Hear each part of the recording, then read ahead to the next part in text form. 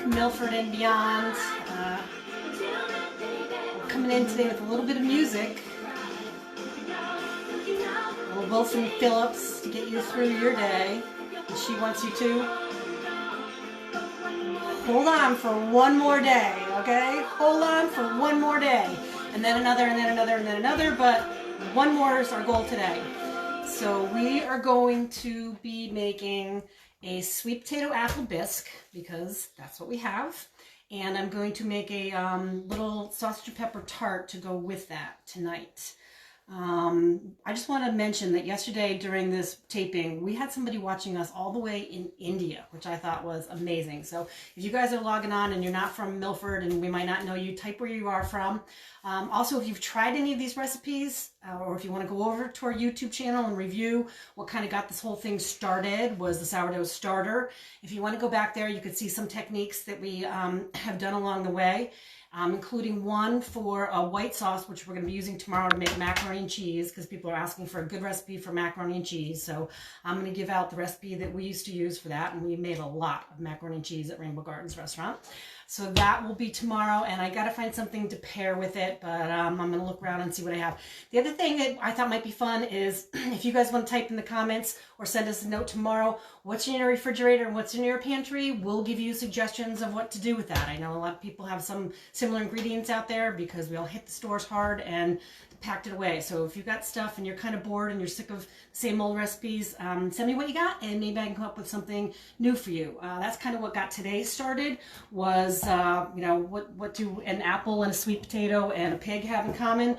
Absolutely nothing, but I had apples, sweet potatoes, and sausage. So that's how I got my meal going today. I'm going to start with the soup, and I'm going to do a really quick technique. If you watched us yesterday for the chicken pot pie, I had the vegetables prepped like this, and I put them right into the oil in the pan behind me to get the layers of flavor out of it. But today what I did was I sauteed the apple in the oil in the pan, and I'm going to show you, since this is going to be a bisque, which is a cream soup, there's no need for these to be cut perfectly. I'm going to just like put the carrots, the celery, and the onions right in my Cuisinart, make them really tiny there, and then this is going to go over to the oil in the back. This is going to cut your cooking time down immensely. And this is going to go right into this pan where I'll have the apples in here, and you can see I got the flavor out of the apples in there. So I'm going to pop this in here. Big piece of carrot. Hold this up high so you can see it going in there. And this is going to cook so fast because I've pulverized these ingredients, but I'm still going to get the layers of flavor that I want. But since this is a pureed soup, in the end, it won't matter.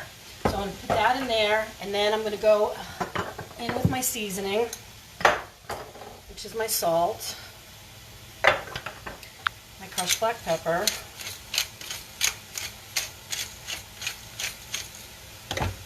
my onion and garlic, and that was a carrot, 2 carrots, 2 stalks of celery, and a small onion that I pulverized in there. And I had 3 apples that I peeled and put into this mix.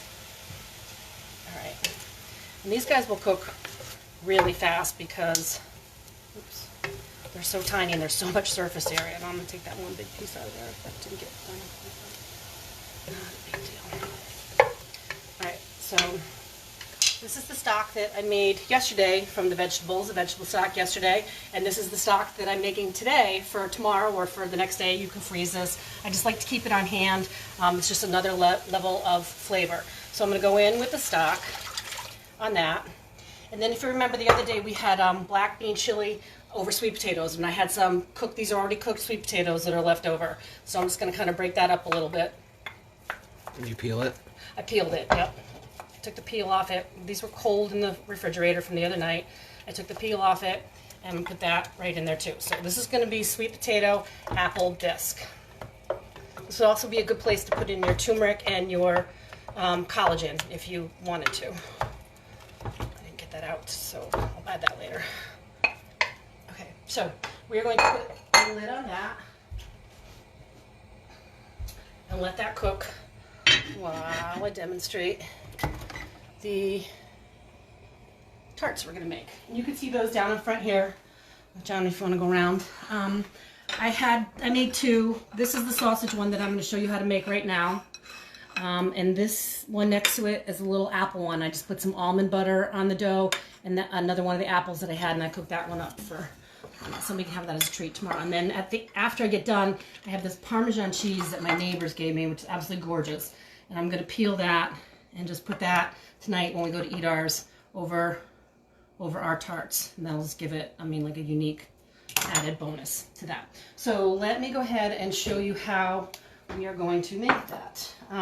Again, I have this dough that I made from my cast-off starter, and every day I come down and feed my starter and take off a little bit and make something with it. So today I'm going to make these little tarts.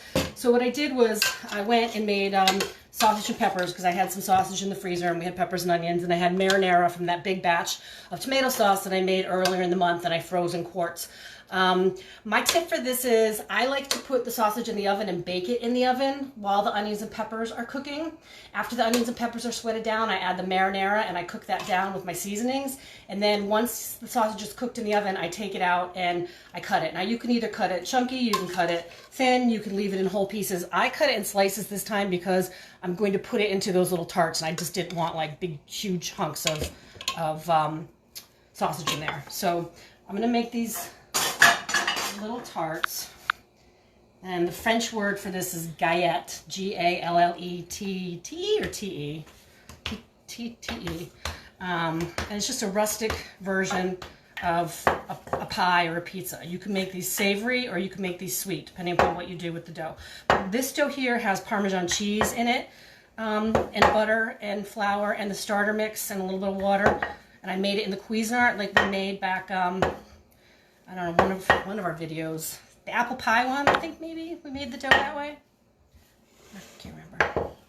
So I'm going to do two of these for you right now.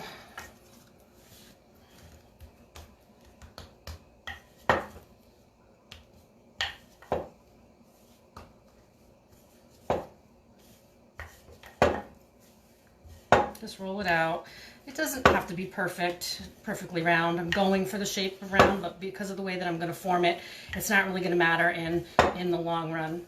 And I'm making these individual. You could make a whole big one if you wanted, but I thought it would be fun to make them individually, so everyone could have their own little one.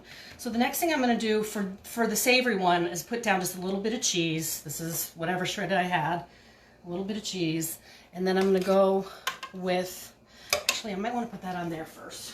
I'm going to move this over to here first, just in case once it gets full, I might have an issue picking it up full. So, put it on here so I can demonstrate. All right, reboot. So, put the cheese down, and then I'm going to go in with a sausage and pepper mix. I don't want to overstuff it. You can artfully display it if you want. Like with the apple one, I sliced those and I put them around in a ring, one on top of each other, and I put a little almond butter that I had underneath the apple one. So if you wanted to make these sweet, you could do that. You could also do this with, in the summertime, this is really great, maybe not the Parmesan dough, we do a sugar dough, but this is really great with berries and just sugar. And then the apple one I tossed the sliced apples in cinnamon. So then you just pull up these edges, you don't close it all the way up. Kind of tuck them in like that, and the whole idea is that it's going to be, you want it to be rustic. Just tuck these little guys in. It should hold its shape and hold all your fillings. Now you could put anything you want in this. You could put leeks and bacon. You could put meatballs. You could put heirloom tomatoes. Should I make another one? Or we got it. More. There's four of us. You could put heirloom tomatoes. You could put roasted vegetables. You could put chicken if you want. Roasted balsamic chicken. I mean, it's endless. It's basically whatever you have in there. You know, cheese, no cheese. If you don't want to put cheese, dairy-free. That's fine too. So it's got to get creative with what you have. The whole idea is to make it fun for everybody, that they get their own little personal one. You know, and if you got kids that are sitting around bored, get them in here and let them learn how to make this. You know, cooking skills are invaluable. I can't tell you how many people I run into that said they never learned how to cook. And it's just something that, you know, as our kids get older and they go off to school and they go away, they are going to need some cooking skills. I did it again without putting it on there. All right. Yes, she can. We can rebuild it. Bob the Builder. So just tuck those up. Now, if you wanted to, you could go brush this with egg wash and Parmesan cheese. I'm just going to bake them. I think I did it in a 400-degree oven for about 15-20 minutes. So I've got my oven preheated, and I'm going to pop these guys in there. And we'll just give them, we'll give them 20, I don't know, 18 minutes to start, and then look at them. You want them to be crusty. You want the filling to be bubbling inside there. You don't want it to be, you know, burned on the bottom. I like those pizza stones for that. You get a nice even crustiness on that, but you don't want the dough to be raw either. So let's go back and check in on our soup. See how that's bubbling away really nice, and everything in here is, this is going to cook. This is going to cook so fast. So when you get everything in here nice and soft, and it really shouldn't take more than like 5-10 minutes of boiling away here. I'm just gonna go ahead and do this because for sake of filming, I have this great immersion blender. Now mine is commercial level. You don't need anything this big. You can get a smaller one. But this is great for pureeing the soups right inside here. You could this will make a lot of noise. You could also go in your Cuisinart or your blender. But this, you're going to watch and see what this does. This is going to turn the soup into pureed bisque in a matter of no time.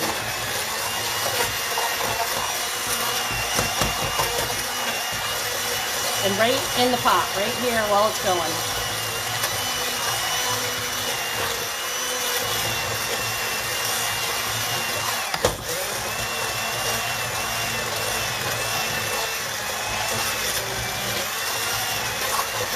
You can determine if you want to leave it chunky, you can leave it chunky. If you want to get completely pureed, it's really up to you. All right, that's a little warm now. All right, the next thing that I'm going to do here, and this is up to you too. You could leave it like that and just eat the pureed apple and butternut soup if you want, or you can go ahead and add heavy cream. And the amount of heavy cream that you add, that's up to you too. If you were, you know, trying to cut back on calories, don't add as much. But this just gives it a velvety finish texture.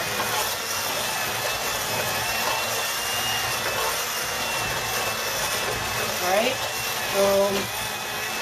There you have it. That is your basic instant cream soup. And again, every time before I get done, you got to season it. Oops, dishwasher must be full again. Those things in the drawer. Give it a taste. Oh, definitely needs more seasoning. Definitely needs more seasoning. I can taste the sweet potato. I can taste the apple, but I can't. I don't have that extra flavor profile on the back of my tongue. So the stock and the cream took away all my seasoning. So that's what we season for. And taste before we put it on the table. That's our opportunity to fix it and correct it. All right, for sanitary sake, just get another spoon in there. If I were just cooking for my family, I wouldn't do this.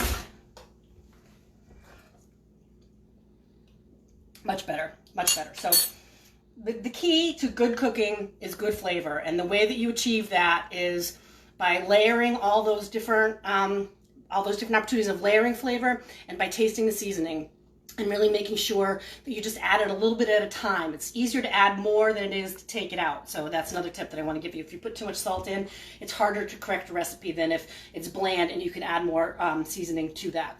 So let's see, that's about all I have for you today, a little quickie. Who we are honoring today are innovators. And innovators are people who during this time have decided to take products that they normally make or items that they have in their home and turn them into personal protective equipment for our medical staff. And some of the ones that we have in our area that I've noted are Thermax jackets. They are a Tyvek company that makes the wrapping for houses out of West Haven, and they have converted their production into making plastic suits. We were fortunate enough in the very beginning to get 20 of those, which we sent off to my son in San Francisco, California. He has not received those yet, but as soon as he does receive them, we're going to post pictures for that. George Scobie is making face shield frames on a 3D printer. And the Connecticut Technical High School, the Advanced Manufacturing Department is making face masks out of the schools, 3D printers that are just sitting there in the empty schools, so they're making face shields. And Inline Plastics in Shelton is making plastic face shields. So those are some innovators. I know I saw some kids online too today that were in Greenwich, and another person who was making them. I lost his feed. I'll see if I can hit you up with the links to that on our YouTube channel and on our posting later. And then, who's our restaurant today? Our restaurant today, I tell a real quick story. I used to plow our driveway at the restaurant, and one day the plow broke, and I was out getting it fixed, and Heather said, you know, I got to get someone to plow the driveway. So she went out in the middle of the road on the green, and she started flagging down cars and flagging down any truck with a plow, and nobody would stop for her. And this one truck, he saw her waving, and he pulled right in. He plowed the driveway for her, and she called me and she said, I got some guy plowing the driveway. I said, I'll be there in 5 minutes with the, you know, I'm coming back. She said, I'm making this guy food. So she went in the restaurant. She made this guy this biggest bag of food, and I handed it to him. I said, thank you so much. He wouldn't even take any money. He said, here's my card in case you need, you know, if you need me to plow again. And it was Scott Rohrig's son, Joe. And the last thing I'm sure the Rohrig family needs is more food. But we thought we were doing something good. But, you know, it just goes to show the sense of community in this town. You know, that he just stopped. He knew it was a restaurant. He knew we were in trouble, and he helped us out. It was a selfless act. And, you know, there was many times where we always shared, you know, we borrowed beer from Stonebridge all the time. And for some reason, they would always forget to order champagne on the weekend, and Campy would borrow champagne from us, and same with Gusto's. We would swap, you know, bottles of liquor that we were missing. So, you know, again, can't say enough about my brother's fellow restaurateurs in Milford. Scott's got a lot of great things. He's got family packs, meal packs for 4, and half pans, cavatelli and broccoli and chicken, baked eggplant ziti, stuffed peppers, pot roast. He has his famous roast beef sandwiches. So if you got a chance, you know, go on to Scott Rohrig's personal Facebook page. You could place the orders, I believe, right on the Facebook page, and you know, Give yourself a break. Yeah, give yourself a break and support the local. So I'll go back to Heather, talk about tomorrow, and thank you. Tomorrow, well, so far all I have is the macaroni and cheese, so I got to come up with something that goes with macaroni and cheese. I know macaroni and cheese goes with everything, but I got to come up with something a little bit more creative for all you guys out there. And just want to say thanks to everybody for tuning in and watching us. Hop over to our YouTube channel. We need subscribers. That's what makes YouTube work. Thank you so much. Everybody have a great afternoon. Bye.